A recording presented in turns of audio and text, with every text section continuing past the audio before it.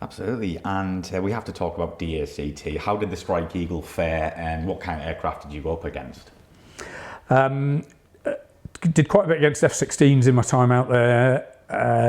Occasionally F-18s, because the US Navy has quite a few bases down the East Coast as well, so we would occasionally do support for each other. And to be honest, the Strike Eagle is a big airplane. It can turn, but you're not going to outmatch an F-16 or even an F-18 most of the time. The advantage you do have with the Strike Eagle is you can get high and fast, and so if you're in a BVR fight, throwing AMRAAMs, you can usually outrange most people with the AMRAAM. And there were a few other things that the Strike Eagle could do, which I probably can't talk about, that gave you a bit of an edge there as well.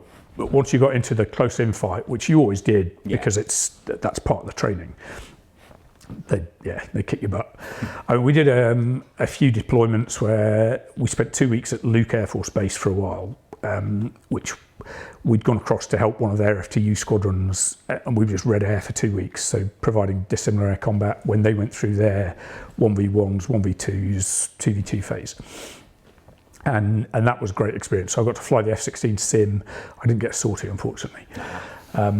But we did a lot of flying against the F-16s there. And it was, as I said, if you can find them on radar, because that's a little aeroplane, then BVR, you've got an advantage. But in the close-in fight, you haven't got a hope in hell.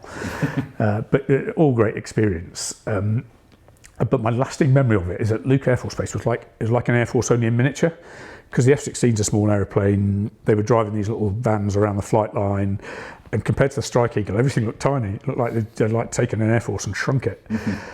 And there was a Gripen came through one day we were there as well. So we were out in the arming area waiting to go flying, and a Gripen was, I don't know what it was doing, but pulled up alongside us waiting to get airborne, and I swear you could almost have taxied it underneath the wing of the Strike Eagle. It's tiny. I really didn't have an appreciation how small that aircraft was until then. Yeah, it's tiny. Yeah. But we'd also we spent a couple of weeks at Nellis at one point as well, doing support for the weapons school over there. So we're flying with any of the aircraft that were going through weapons school at that time. We did some F-15 sorties, F-16. I can't remember who else we flew with, but it's some really interesting sorties.